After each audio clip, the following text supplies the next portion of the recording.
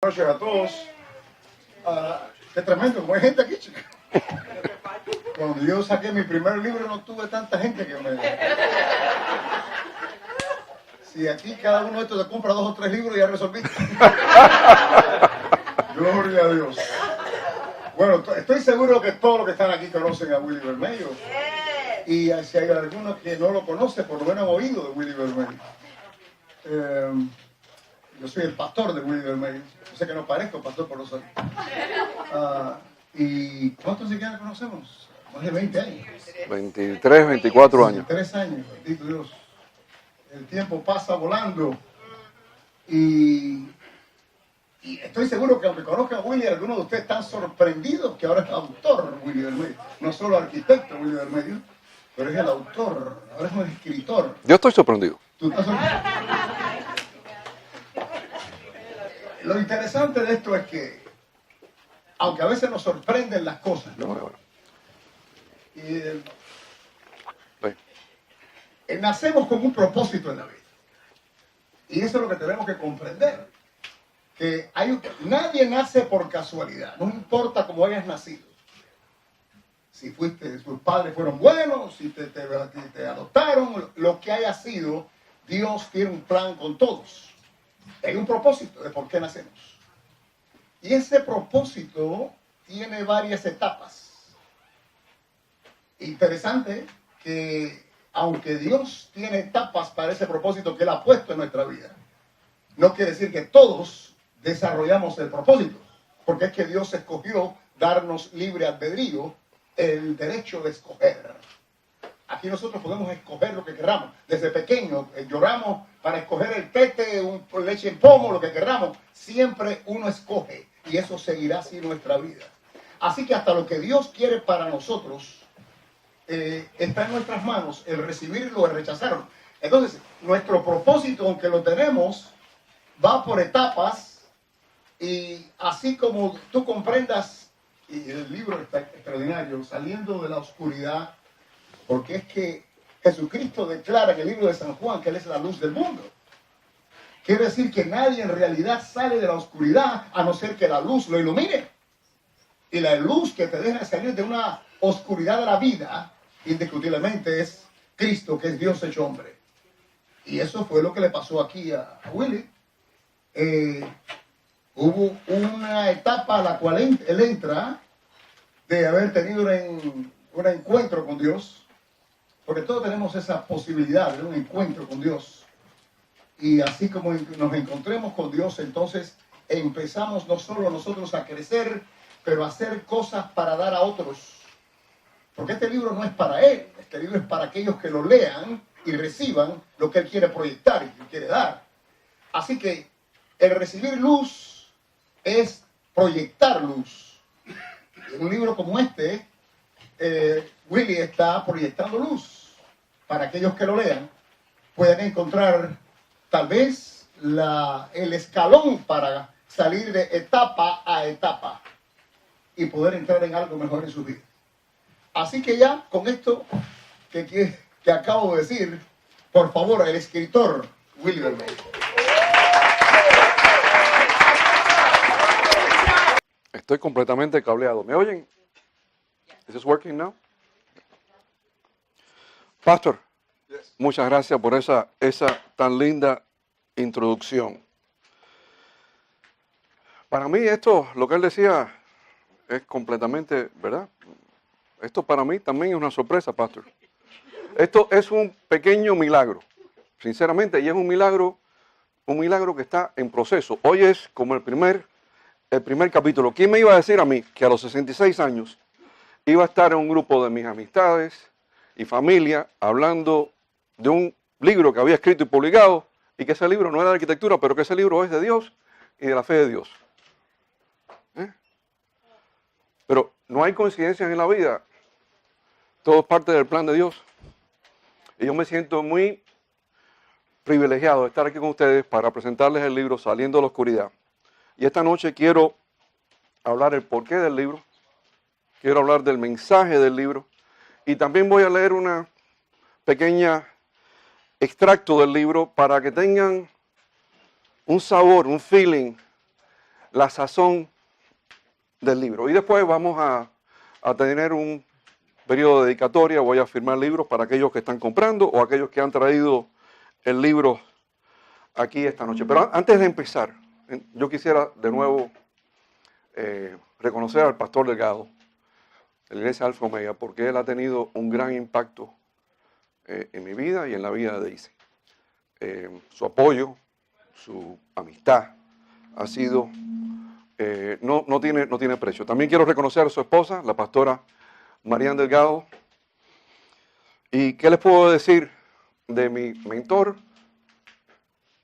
y mi madre espiritual?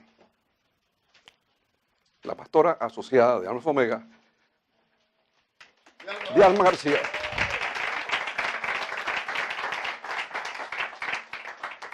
También quisiera decir una cosa, hacer este tipo de presentación y de lectura sobre un libro donde el tema es Dios, es fácil hacerlo en una iglesia, en Alfa Omega, dígale que no estoy. En cualquier tipo de iglesia, no importa qué denominación, católica, protestante, no importa. Pero hacerlo en un lugar secular, wow. Así que le doy esta noche las gracias a Mitch Kaplan, el dueño de Books and Books, por abrirnos su casa, hacernos todo esto posible y poder compartir ustedes, todos nosotros juntos. Quisiera también, muy importante, reconocer, ¿cuántos de ustedes, hombres, están casados? Levanten la mano, sin pena. Entonces, todos ustedes saben una cosa que les voy a decir, y es que la fuerza atrás de cada uno de ustedes es su esposa, y en el caso mío no es excepción, es una locomotora, es la que me empuja.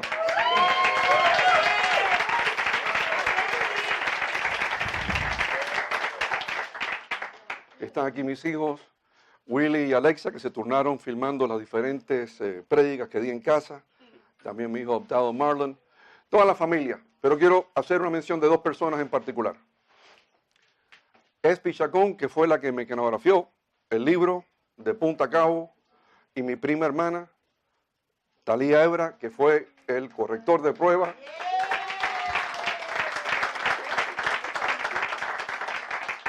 Y no está aquí, pero la hija de Mirta González, mi secretaria, Jackie Álvarez, fue la que hizo el website, la que compaginó todo el libro, hizo toda la parte artística, y la verdad que sin todas estas personas, el libro no estuviera aquí.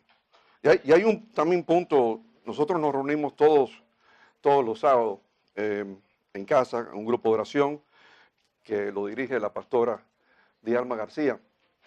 Y yo me refiero a ese grupo como mi jardín de motivación.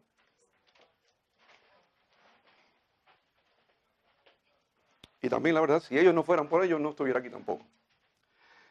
Voy a hacerles un cuento. Nosotros, mis amistades y mi familia saben algo que no es un secreto. Y es que yo soy punto fijo en Café Abrachi.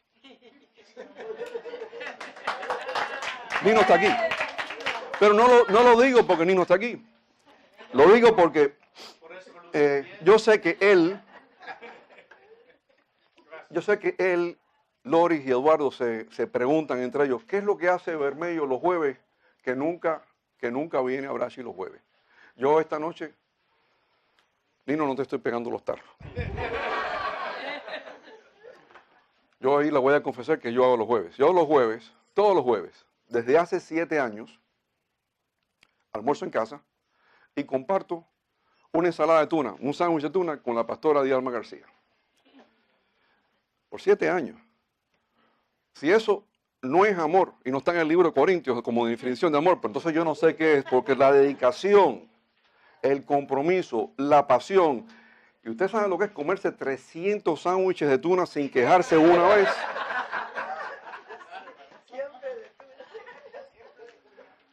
Pero desde el 2010, la pastora y yo nos reunimos en casa semanalmente.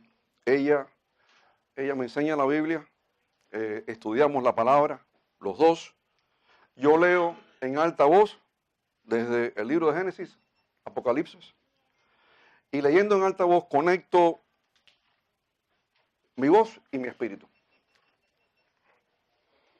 Y así como yo leía con cada lectura la semilla que fue sembrada en mí hace 23 años, cuando yo recibí al Señor con el pastor Delgado, esa semilla creció y creció a pasos gigantados. Un buen día la pastora me dijo, Willy, tú tienes un llamado, particularmente con hombres y mujeres de negocio, y yo quisiera que tú le hablaras al grupo. El libro está basado en las primeras 10 prédicas sobre la importancia de la fe. En el libro yo describo, detallo, con testimonios y anécdotas, el funcionamiento de la ley de fe. Pero el libro no es más que eso. El libro es una serie de testimonios de mi cambio y transformación. ¿Y por qué es eso importante? Porque, como decía el pastor, yo creo que aquí cada uno de ustedes tiene un hijo, una hija, un hermano o una hermana, un esposo o una esposa, que está pasando por un momento de oscuridad, que está en un valle, que se encuentra en un hueco, o hay simplemente que se ha dado cuenta que necesita más de ese Dios en el cual siempre ha creído, pero poco ha conocido. Y este libro es una pequeña semilla de cambio. Yo fui a una iglesia cristiana por primera vez hace 23 años. Yo no era un hombre de fe. Yo era religioso, pero yo no era un hombre de fe. Yo nací en Cuba, mis padres me bautizaron, a los 7 años celebré la primera comunión en la iglesia Santa Rita, Quinta Avenida, Miramar, y hasta los 43 años iba religiosamente todos los domingos a la iglesia, sin faltar. Yo le decía a Daisy, oye, no te olvides, para hablarme de las iglesias cristianas, no te olvides que yo soy romano, católico y apostólico. Pero esta mujer tiene un empuje. ¡Wow! Ella no paraba. Hasta que me llevó a la iglesia y solo bastó con un sermón del pastor Alberto Delgado. Y todo dentro de mí empezó a cambiar.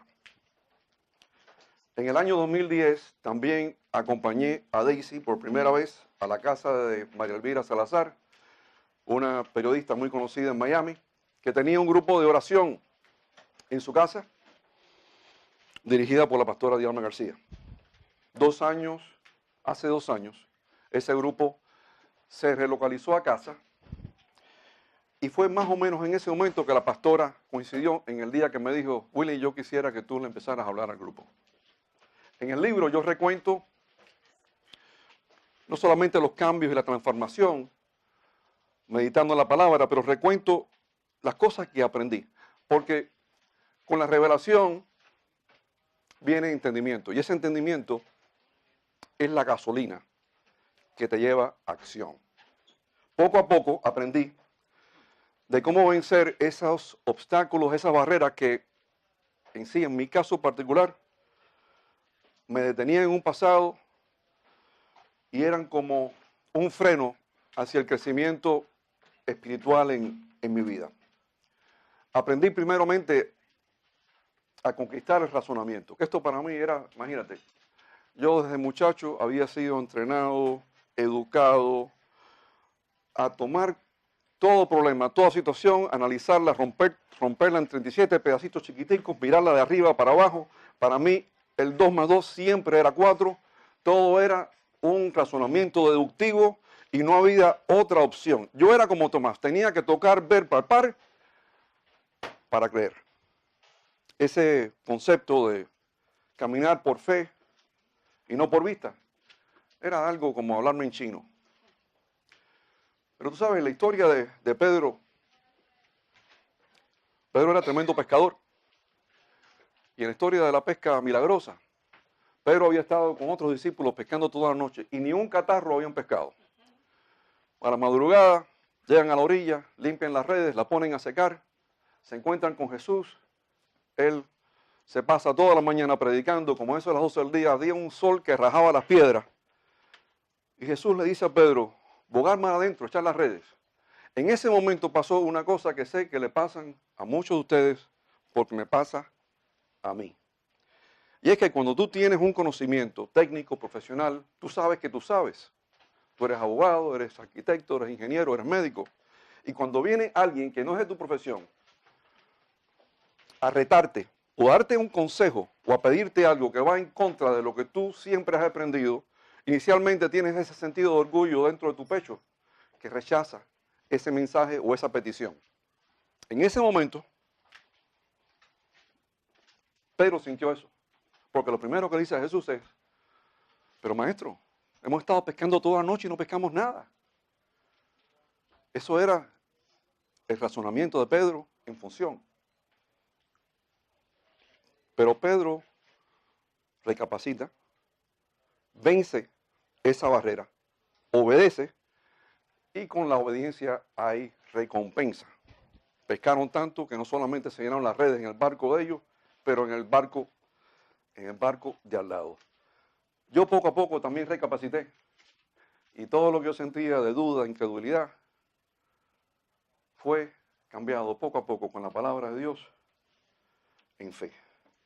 Aprendí también que en Cristo Jesús tenemos autoridad, autoridad de atar y desatar, autoridad de llamar las cosas que no son como si fuesen. En el primer milagro de Jesús, en Caná, la mamá viene y le dice, mira, hay que resolver porque se acabó el vino. Y aquí la gente se están poniendo nerviosa. Él podía haberle dicho a Pedro, que siempre era el primero que tomaba iniciativa. Pedro siempre era el que hacía el voluntario. El primero en línea siempre era Pedro. Pedro, ve a la bodega. O le podía haber dicho a cada uno de los discípulos, cada uno vaya a una casa del vecino. Pero no. Él tomó autoridad y le dijo a los discípulos, llenen esos 6 tinajones de agua hasta arriba. Y no es tanto que el agua se convirtió en vino, pero es que el vino fue de tan buena calidad que era mejor que el primer vino que había servido el mayordomo de la casa. Porque Dios, el Señor, siempre te recompensa con sobreabundancia, multiplicación, mucho más allá de lo que tú esperabas. Y vemos lo mismo en las orillas de Tiberias, del otro lado del lago. Él había predicado todo el día, se acercaba a la noche. Los discípulos dicen, mire, maestro, hay hambre y la aldea más cercana está muy lejos. ¿Qué vamos a hacer? Ya se está anocheciendo la noche. Había un niño que tenía unas canastas, que tenía 5 panes y 2 peces. Jesús toma las canastas, mira al cielo, ora. Y hubo una multiplicación donde dice la Biblia, habían 5,000 varones, pero si habían 5,000 varones, más seguro habían 5,000 hembras también. Así que habían 10,000 personas. Se dividió los panes y los peces y se le dio de comer a todos. Y hubo tanto que sobre de exceso que se llenaron 12 cestas adicionales. Todo basado en la autoridad de la palabra. Aprendí en el poder de hablar. Yo soy hijo único. Y yo no sé cuántos de aquí ustedes son hijos únicos, pero les puedo decir, cuando tú eres hijo único no tienes a nadie con quien hablar. Así que te acostumbras a un silencio. Es una cosa bastante normal. También de muchacho, yendo a la iglesia, típicamente en la iglesia católica, por lo menos que yo iba, lo único que hablaba era el sacerdote. Así que yo estaba acostumbrado siempre a estar bastante callado. Cosa que es muy diferente cuando fui hace 23 años de la iglesia Alfa Omega. Pero aprendí que el poder de la vida y la muerte está en el hablar. Proverbios capítulo 18. Jesús calmó la tormenta hablando. Le habló a los vientos, a lo que no se ve. Porque lo que no se ve determina lo que se ve. El silencio es representativo de una separación. Si 2 de ustedes se ponen bravos, eso no aplica al caso de Daisy mío, porque cuando Daisy se pone brava conmigo, me abre los ojos y el tono de voz ya yo lo veo solamente en la mirada. Pero típicamente cuando 2 personas se enojan una con la otra, es la guerra del silencio. Nadie dice nada. Ya tú sabes que las cosas no están bien. Al revés, cuando te comunicas con alguien, cuando hablas con alguien, a menudo las oportunidades de que haya un acercamiento son mucho más grandes cuando hay silencio. Lo mismo con el Señor. El Señor creó el mar y la tierra, las aves y el hombre, no pensando, no sintiendo, hablando. También aprendí la importancia de alabar al Señor y de rendirse a Él. La parte de alabar fue la más fácil para mí, les voy a ser le voy a confesar, cuando llegué a Alfa y Omega y vi todos los cambios, los cantos que hacían, las alabanzas, fue para mí lo que más suave me hizo la entrada. ¿Por qué? Porque a mí me encanta la canción, soy un frustrado karaoke singer, así que lo de alabanza, enseguida yo me asumí eso, lo tomé para mí y es una cosa que me encantaba. Pero el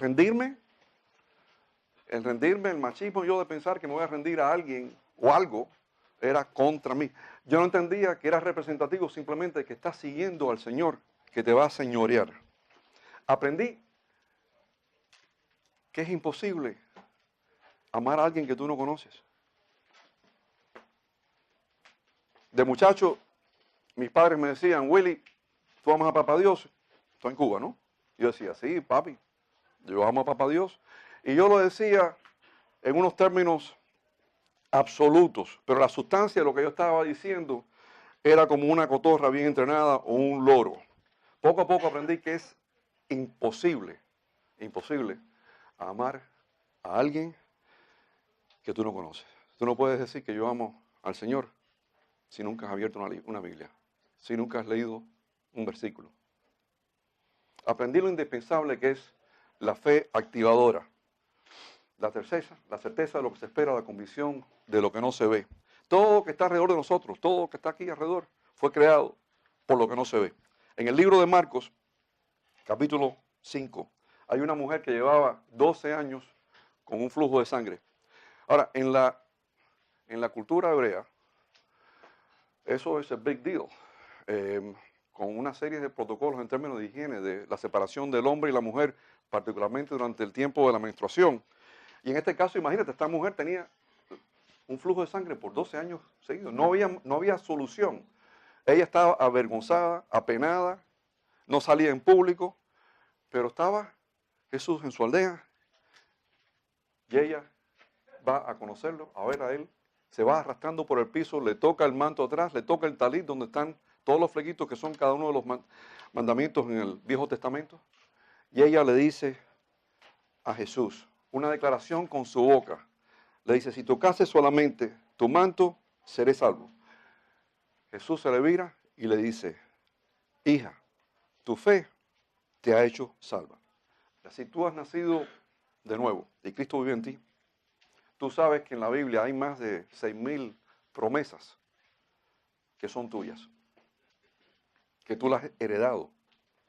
Pero es como si tus padres te dejan un testamento y tú no tomas el tiempo de leerlo, de escrutinarlo. Te pueden haber dejado una casa, el título, un carro con su título, una caja de depósito de seguridad, pero la fe es la llave que empieza, es como el fósforo, la fosforera que ignites. Y sin la llave, tú puedes ir a la casa, aunque puedas tener el título y puedes tocar, puedes tumbar la puerta, pero no tienes entrada. Puedes meterte en el carro, pero no lo vas a encender. Puedes ir al banco, pero no vas a abrir esa caja fuerte. Y aprendí que la fe no es constante. Cuando uno recibe al Señor, recibes una medida de fe, que es la fe de Dios. Pero de ahí en adelante, it's up to you.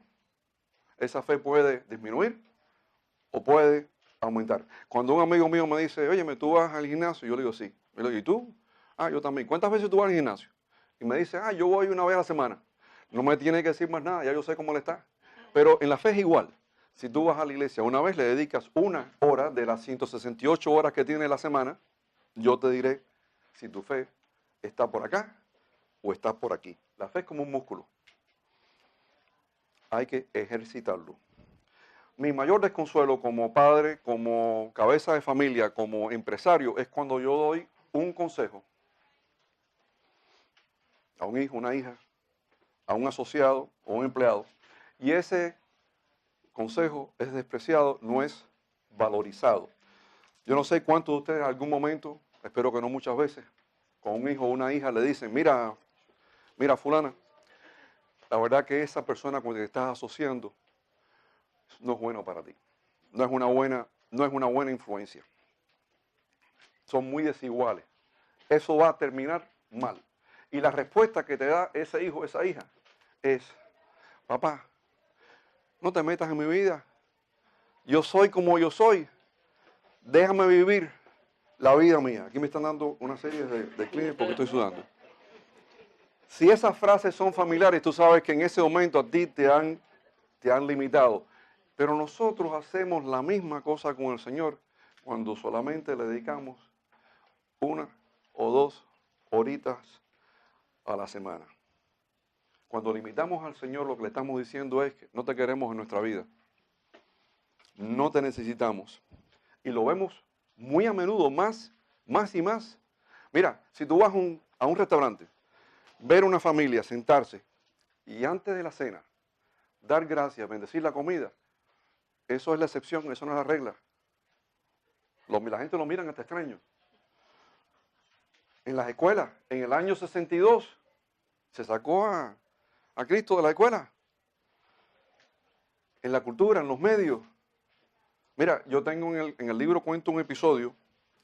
Ella no está aquí, pero yo tengo una directora de mercadeo en la oficina que se llama, no voy a decir el nombre de ella, pero es una señora muy fuerte, muy buena, una mujer excelente.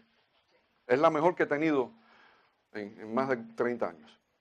Pero con su carácter fuerte, un día ella me manda 2 opciones para las invitaciones de la fiesta nuestra anual de Christmas. Y yo se las rechazo, las 2. Y ella se pone brava, me dice, ¿pero qué me la estás rechazando? Si están bien, ¿qué hice mal? Dice, lo que hiciste mal es que pusiste Happy Holidays en vez de Merry Christmas. Y esta es una familia, aquí está una casa, una compañía donde los dueños principales son cristianos. Así que va a ser Merry Christmas. El tema de political correctness y de no limitar al Señor es importantísimo. En la Biblia hay 2 pasajes que a mí me encantan, porque viene este punto de no limitar al Señor en el transcurso de los problemas que tú te encuentras en tu vida. Uno es en Génesis, que es la historia de José. José era uno de 2 hermanos, un muchacho fenomenal, era el hijo preferido. En sí, era como una figura como Cristo, en muchos sentidos. Y José, de niño, tiene 2 sueños que los comparte con sus hermanos y los comparte con sus padres. Los 2 sueños eran básicamente la misma cosa. José se veía que él se iba a convertir en el centro de la familia un día. Eso le crea un sentido de ira a los hermanos, venganza. Tratan de matarlo y lo terminan vendiendo. Y José termina en Egipto de esclavo en la casa de Potifar, que era el teniente del faraón. Allí recibe su segunda traición, esta por la esposa de Potifar, que lo acusa de haberla violada. José nunca limita al Señor en todas las cosas que hizo, porque él se sobresalió en todos los puntos que estuvo. Bien como hijo, como esclavo, como consultor al faraón, siempre le daba el crédito y toda la gloria al Señor. Eso lo llevó a ser el segundo hombre más poderoso en Egipto. La otra historia de no limitar al Señor es la historia de David, en el libro de Samuel, capítulo 17. Antes de tirarle las piedras a Goliat, David le dice, tú vienes a mí con espada y lanza, pero yo vengo en el nombre de Jehová de los ejércitos, el Dios de los escuadrones de Israel, a quien tú has provocado, y él te entregará hoy en mis manos. David desató el inmenso poder del Señor, dejó que él peleara sus batallas sin límites y sin condiciones. Aprendí también una cosa que el pastor dijo. El Señor nos da el libre albedrío. Él quiere saber si tú estás dispuesto a tomar un paso a la izquierda, a la derecha, te quedas donde estás o tomas un paso adelante. Porque Él quiere saber lo que tú tienes en tu corazón. No le puedes echar la culpa. No, la decisión es tuya. Si tú has sufrido un momento en que una desilusión, porque alguien que tú confiabas, alguien que tú querías, en alguna relación te ha traicionado, una calumnia, nunca pierdas la esperanza o la paciencia. La paciencia y la fe están relacionadas, porque el Señor siempre torna el mal para el bien, pero lo hace en su tiempo, no en el tuyo. Si tienes un gigante, como se enfrentó David en tu camino, bien sea la salud, la finanza, deja que el Señor pelee tus batallas. A la luz del día es muy fácil olvidarse de esa lámpara que ilumina tu camino. Y no es una coincidencia que más hombres vienen al Señor, se convierten, cuando están en un calabozo, en una celda, en una cárcel, que hombres exitosos que están en un boardroom de una compañía Fortune 500. Pero todos pasamos por espacios de oscuridad. Y la palabra es la luz, es el entendimiento de lo que tienes enfrente de mí. Y esa es la razón del motivo, del nombre del libro. A veces me decía, oye, me están diciendo mis amigas que qué es lo que pasa, tú estás en un problema, vienes de un lugar oscuro. Le dije, no tiene que ver con eso, tiene que ver con el entendimiento. La palabra dice en el Salmo 119, lámpara es mi pies, tu palabra, y lumbrera a mi camino. Recuerda que siempre con nuestra boca y nuestras palabras, nosotros tenemos la autoridad de influenciar y cambiar nuestras circunstancias. Yo no sé si ustedes ven juegos de fútbol americano, pero muchas veces los comentaristas, particularmente cuando ven que hay un cambio en el juego, en la puntuación, dicen en inglés, the momentum has changed, el impulso del juego ha cambiado. Y si ves un juego donde empieza el equipo tuyo a perder en el primer half, no han hecho, iba a ser pollona, no han hecho ni un gol. Van al intermedio en halftime, regresan, y cuando regresan parece que es un equipo nuevo, mismo uniforme, pero están jugando completamente diferente. Y terminan ganando el juego. Al final, les aseguro que un reportero va donde está el coach y le dice al coach, ¿qué le dijo ustedes a estos hombres en el halftime? ¿Qué le dijo? Los oradores motivadores, como Tony Robbins y otros, entienden perfectamente ese concepto que es bíblico, que es el poder de la palabra. A mí de muchacho siempre me enseñaron la importancia de la autosuficiencia. Yo de niño, de muchacho, de joven, yo estaba convencido que el éxito o el fracaso era una función de lo que yo pensaba o lo que yo hacía. Y mis enseñanzas estaban basadas todas en que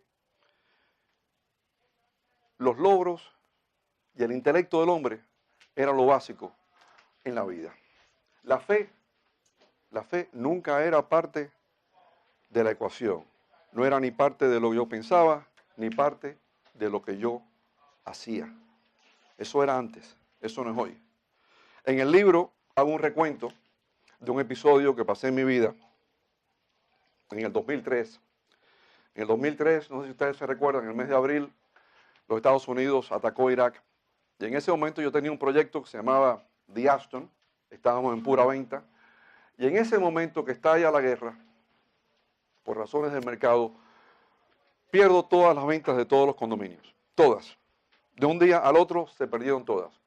En ese momento, sí, yo había recibido al Señor años antes, pero yo no estaba full en la palabra.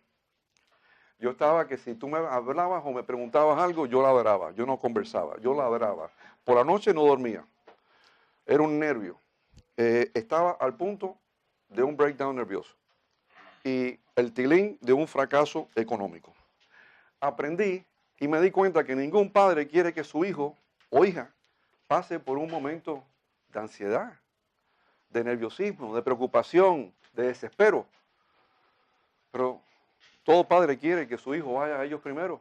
Es lo primero que tú quieres. Cuando tus hijos tienen un problema, tú lo que quieres es que te toquen en la puerta y te digan, papá, esto está pasando. ¿Cómo me puedes ayudar? Yo no hice eso con el Señor. Aprendí la importancia de descansar en Él. Y que en ese descanso no es donde está el éxito, es donde está la prosperidad de uno. En las Escrituras, en el libro de Juan, dice la palabra, todo, no cosas pequeñas, dice todo, lo que pidieses a mi Padre en mi nombre, lo haré.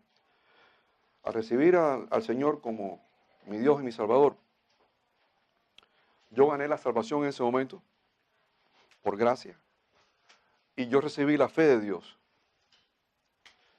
Pero si yo no descanso en Él, si yo no medito en la palabra, me va a pasar lo que me pasó en el 2003. voy a tener una vida bien miserable, llena de angustias y preocupaciones. Lo opuesto de descansar es ser independiente. La independencia es una separación. Lo ves en los matrimonios modernos. Somos independientes uno del otro, uno por aquí, uno por allá. Y lo opuesto, la dependencia, es un acercamiento. Yo les voy a leer un extracto bien rapidito para darles un sabor de la sazón del libro. Este es un capítulo titulado Las tradiciones. Las tradiciones son como muletas. Las muletas te dan un punto de apoyo, pero también te pueden dar un falso sentido de seguridad. Es más, si continúas dependiendo de un par de muletas para una recuperación, estas te pueden amarrar al pasado e impedirte una correcta rehabilitación. En algunos casos, las tradiciones son folclóricas, como las leyendas, con gran detalle y color. Pero si te amarras a una tradición, como el nudo de una soga, te limita mentalmente y en algunos casos hasta te puede esclavizar. De niño, mi abuela Matilde me decía, si desayunas café con leche y pan con mantequilla, tienes que esperar 1 hora para meterte en el agua. Si comes un par de huevos fritos, tienes que esperar 2 horas. Y si comes carne de res, tienes que esperar 3 horas. Yo era un niño en Cuba. Todo lo que viniera de mi abuela Matilde, su palabra era oro para mí. Estas instrucciones de mi abuela eran tradiciones cubanas. Tradiciones que se transmitían de generación en generación. De mi tatarabuela a mi bisabuela. Y finalmente a mi abuela Matilde, que me lo recitaba con una autoridad como si viniera de un manual médico. En los tiempos de Jesús, los fariseos, los saduceos, los escribas y el Sanedrín, el ente gobernación religiosa de los hebreos, la tradición del reposo el sábado era sagrado. La tradición no daba espacio a interpretación o a excepciones. Imagínense cómo se había corrido por toda Galilea los acontecimientos de Jesús, un carpintero de Nazaret que se dedicó a sanar ciegos, leprosos el día de descanso en contradicción con la tradición hebrea. Cuando los fariseos acusan a Jesús de blasfemia, la prueba más concreta y tangible, aparte de su propio testimonio y confesión de que él era el Hijo de Dios en casa de Anás y después en casa de Caifás, fue el repetido rompimiento de una simple tradición. Una simple tradición de la cual, al igual que los 613 mandamientos en el Viejo Testamento, fuimos redimidos por la sangre de Jesús. De todas estas tradiciones fuimos liberados. Jesús vino al mundo con el propósito de cumplir la ley y de redimirnos de ella. Nuestra salvación la recibimos por gracia y no por obras.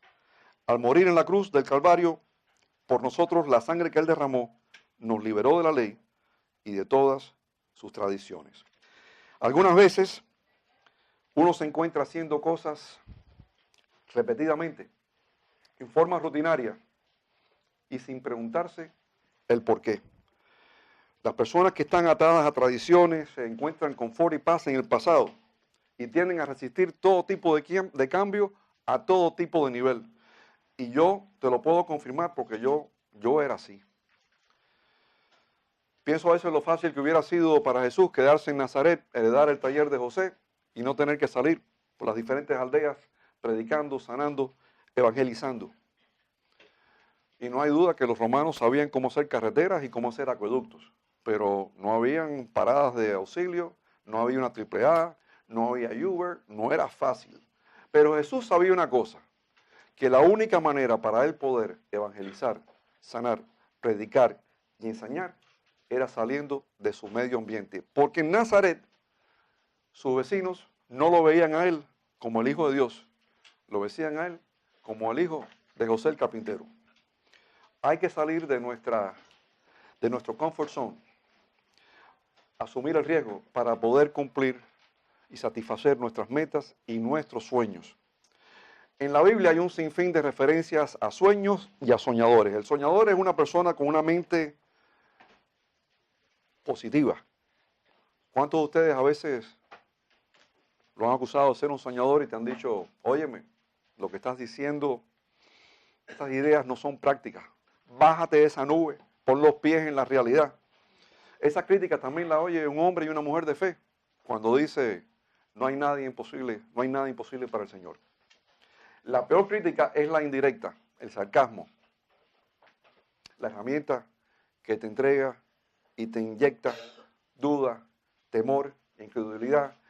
Son matadores de sueños y son matadores y debilitan la fe en tu vida. Y hay que reconocer que el campo de batalla no está aquí, en Books and Books, no está afuera.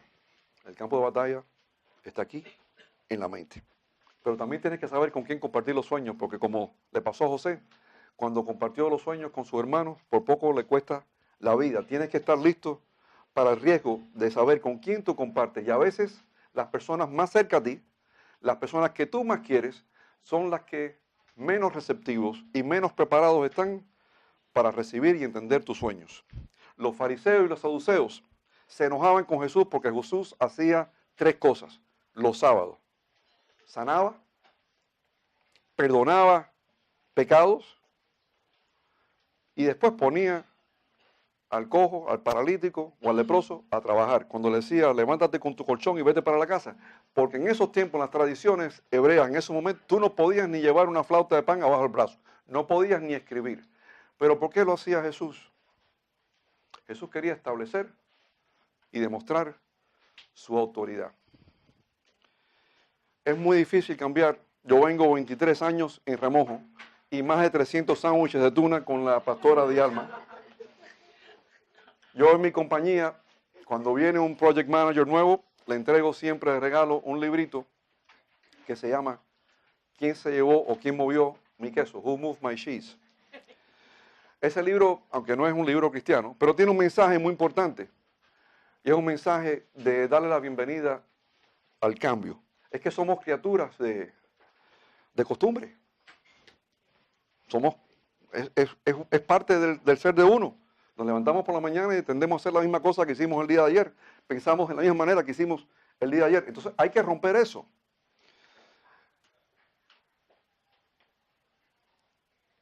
Resistencia al cambio.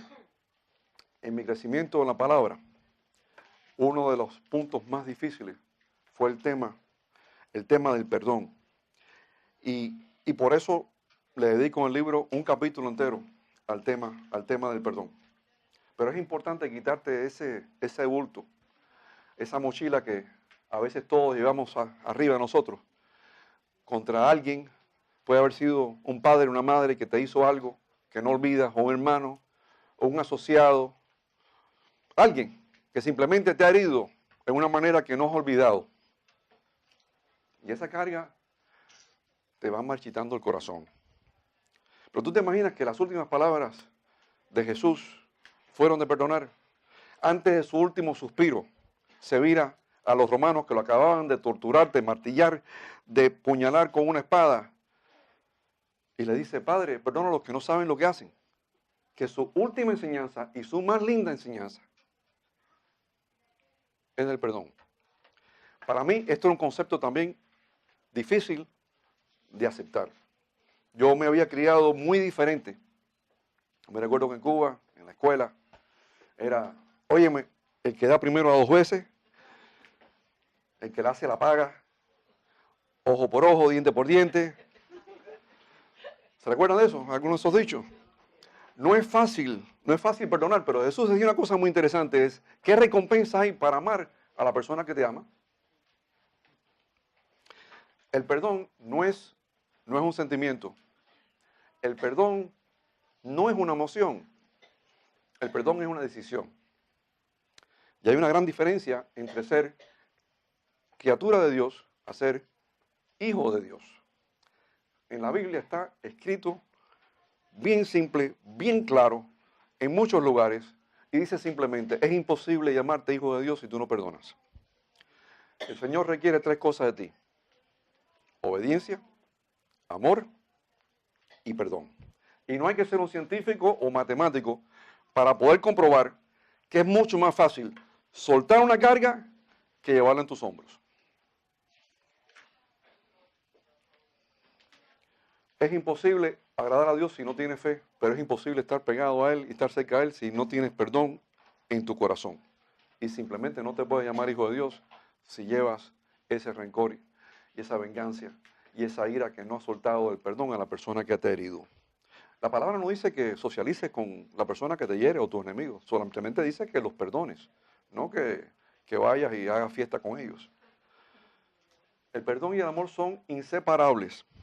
Pedro en una ocasión se le vira a Jesús y le dice, maestro, si un hermano peca contra mí, me hiere, ¿cuántas veces? ¿Hasta cuántas veces lo perdono? 7 veces. Y Jesús le dice, Pedro, no 7 veces, 70 veces 7. Y no quiere decir 490, si es lo que van a hacer la matemática. Lo que quiere decirle Jesús a Pedro es, siempre tienes que perdonar, Pedro. Esto no es una cosa de ponerle un límite. Pero para la mayoría de todos nosotros aquí, yo sé que el perdón no es fácil. Y muchos opinan que perdonar es una señal de debilidad o de falta de coraje. Hay un dicho que no lo vas a encontrar en la Biblia, pero que es verdad. Y es que el primero en perdonar es el más valiente. El primero en olvidar es el más feliz. Es muy difícil cambiar. Pero la decisión está en cada uno de ustedes. Hay tantas personas que esperan al último momento para sacarse esa espinilla que llevaba en su corazón. Mi padre y su hermano no se hablaron por casi 30 años. Mi padre en Miami y mi tío Alfredo en Cuba. Y no se hablaban no porque no podían, simplemente porque no querían. Porque la ideología que los separaba era mucho más grande que las 90 millas físicamente que había entre uno y el otro. ¿Te imaginas qué idiotez que 2 hermanos, los únicos 2 hermanos, no se hablaron por casi 30 años? En el libro de Romanos la palabra dice, no pagaré a nadie mal por mal, estaré en paz con todos, no seré vencido con lo malo, sino venceré el mal con el bien. Al llegar al exilio en el 22 de octubre de 1960, la realidad del exilio para mis padres y para mí fue como un baño de agua fría. No teníamos ni dónde caer parado. Estoy seguro que muchos aquí igual. Fuimos de lo todo a la nada en un viaje de 45 minutos. Aprendí muy rápido a disciplinar mis antojos, a no pedirles nada a mis padres. Y si le tenía que pedir algo, que fuera bien facilito para que ellos me pudieran dar. Complacerme con poco, ser muy agradecido cuando tenía algo. Esa misma mentalidad la llevé al ámbito espiritual. Yo siempre pensaba que había otras personas más necesitadas que yo de verdad no debería tomarle el lugar a otra persona. Como si tomando el lugar a otra persona es como si el Señor no tuviera suficiente para todos. Yo de verdad actuaba y pensaba en una manera donde el Señor no es omnipotente, omnipoderoso. Hay un límite a lo que Él puede hacer o lo que Él puede dar. En mi manera de pensar, yo lo que le estaba diciendo al Señor es, oye, tú no tienes suficiente para todos nosotros. Yo erróneamente pensaba que yo lo honraba a Él limitándome yo. Y estaba bien incorrecto, porque es que Él no es solamente un Dios de abundancia, pero de sobreabundancia. La palabra dice en Santiago, capítulo 4, si no tienes lo que deseas, es porque no pides. Ahora, esto tienes que creerlo. Si tú crees que esto es guagua de Willy aquí hablando, entonces sí, esto no me aplica a ti. Pero si lo crees, lo recibes y lo declaras, es tuyo. Cuando la vida te da una vuelta inesperada, cuando las cosas no se materializan como tú anticipabas, ese es el momento de tú esperar algo inesperado del Señor. El problema es que yo a veces, muchas veces limitaba, hasta como yo pensaba, es que nosotros a veces dejamos que el razonamiento en nuestras comunicaciones con el Señor interceda y le empiezas a pedir cosas que tú opinas que son razonables o que son factibles para Él, sin darte cuenta que Él puede hacerlo todo. Hasta las cosas que ni tú te estás imaginando, porque va y tú piensas que no son realistas, que no son factibles. Lo estás pensando de tu manera. Mira, durante las vacaciones del año pasado, yo estaba con mi yerno y en el libro, en uno de los capítulos hablo de esto.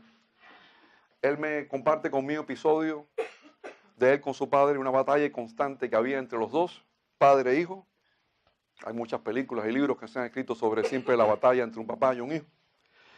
Y en el libro yo cuento sobre una neblina milagrosa que vino sobre la ciudad de Venecia y lo salvó a él de un encuentro bien desagradable con su padre y lo salvó de un fracaso económico en el proyecto que estaba llevando hacia adelante. A veces nos desconsolamos cuando las cosas no suceden como nosotros esperamos.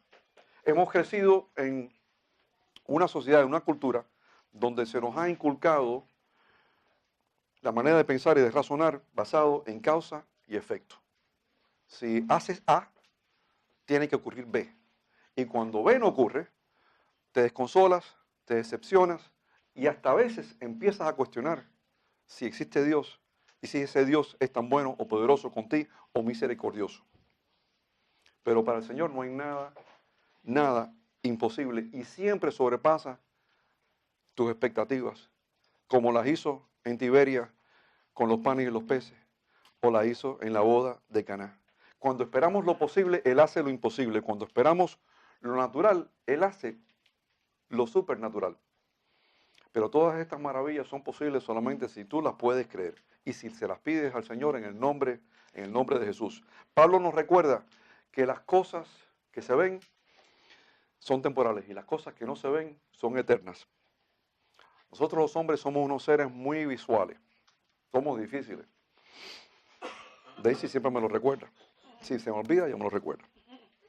Lo que no es tangible para nosotros es muy difícil que sea de más valor que las cosas que no se ven.